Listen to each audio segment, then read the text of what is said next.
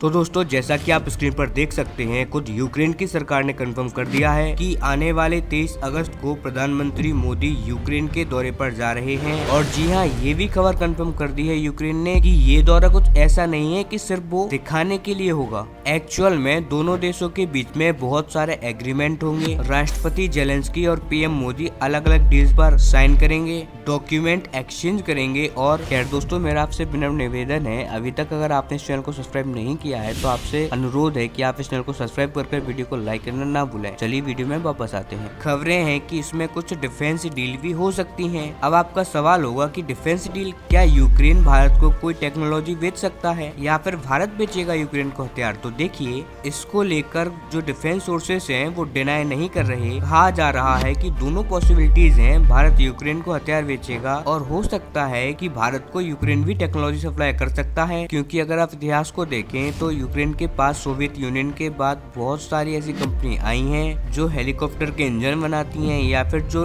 Aircraft होते हैं उनके इंजन बनाती हैं, जो ट्रांसपोर्ट शिप होती हैं उनके इंजन बनाती हैं। इसके अलावा जो हथियार रूस ने भारत को बेचे हैं, यूक्रेन के पास वो कैपेबिलिटी भी है। उन हथियारों के भी ये रिपेयरिंग, मेंटेनेंस और सर्विस ये कर सकते हैं और पिछले 30 सालों से ये काम भारत के लिए ये करते भी आए हैं। अब आगे भी ऐसा होगा तो इस बात की संभावनाएं बहुत ज्यादा है। अब हो सकता है कि यूक्रेन इन टेक्नोलॉजी को भारत को सप्लाई करने के लिए भी रेडी हो भी जाए। क्या भारत भी यूक्रेन को हथियार सप्लाई करेगा? तो कहा तो ये जा रहा है कि हो सकता है कि डायरेक्टली ऐसा ना हो, लेकिन किसी दूसरे या तीसरे देश को बिचौलिया बनाकर भारत यूक्रेन को हथियार सप्लाई कर सकता। और आप जरा भी आश्चर्यचकित मत होइएगा, यूक्रेन की सेना पिछले 1.5 साल से भारत के हथियारों का इस्तेमाल कर रही है रूस के खिलाफ, और इन हथियारों की खूब फुटेज, वीडियोस निकलकर सामने आ रही हैं। कुल मिला के पुख्ता सबूत हैं और आगे भी ये जारी रह सकता है। आप में से बहुत सारे लोग कहेंगे कि यार, रूस हमारा पक्का दोस्त है, ये तो उसके साथ विश्वासघात है,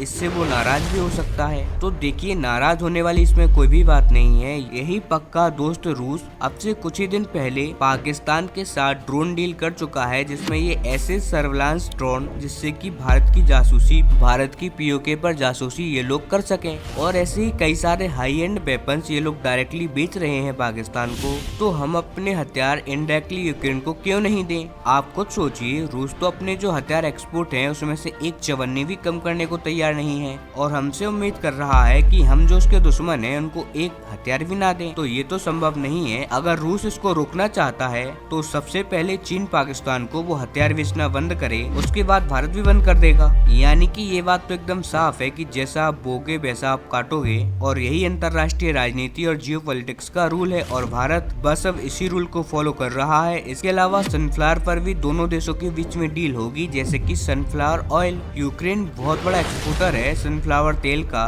भारत पहले इसका आयात बहुत करता था, लेकिन युद्ध के बाद का आयात कम हो गया। अब इस बात की उम्मीद की जा रही है कि इस दौरे के बाद इसका एक्सपोर्ट भी तेज होगा, ताकि भारत में जो खाने वाला तेल है उसकी कीमतों में कमी आए। वहीं इस दौरे का मुख्य मकसद है भारत की छवि को फिर से चमकाना, क्योंकि युद्ध के दौरान पश्चिमी देश और अमेरिका के अंदर भारत की छवि खराब हुई है। इस बात से कतई इनकार नहीं किया जा सकता। और मान लीजिए कहीं भारत और चीन का कल को युद्ध हो जाता है तो इन देशों से भी हमें सपोर्ट चाहिए होगा। बात सिर्फ सेना के सपोर्ट की नहीं है, वो ये ना भी दें तब भी हमें इनकी जरूरत नहीं है, हम काम चला लेंगे। हमें जरूरत है इनके डिप्लोमेटिक और सॉफ्ट पावर की, क्योंकि पश्चिमी देशों की जनता में फिलहाल भारत को लेकर सॉफ्ट कॉर्नर नहीं है। इनका मानना है कि जब यूक्रेन में इन्होंने हमारी मदद नहीं करी तो हम चीन के खिलाफ इनकी मदद कैसे कर दें। ऐसे में भारत के लिए जरूरी है कि वो पश्चिमी देशों की जनता में, सरकार में नहीं, जनता में जो एंटी इंडिया सेंटीमेंट डेवलप हो रहा है उसे एकदम जड़ से खत्म कर दिया जाए, भारत की छवि एक बार फिर से सुधार ली जाए। यही कारण है कि पीएम मोदी का यूक्रेन दौरा ऐतिहासिक होने वाला है। पूरी दुनिया की इस पर नजर है और मैं आपकी एक एक इसकी छोटी छोटी जानकारी दूंगा, इसीलिए आप इस चैनल को सब्सक्राइब कर लीजिएगा।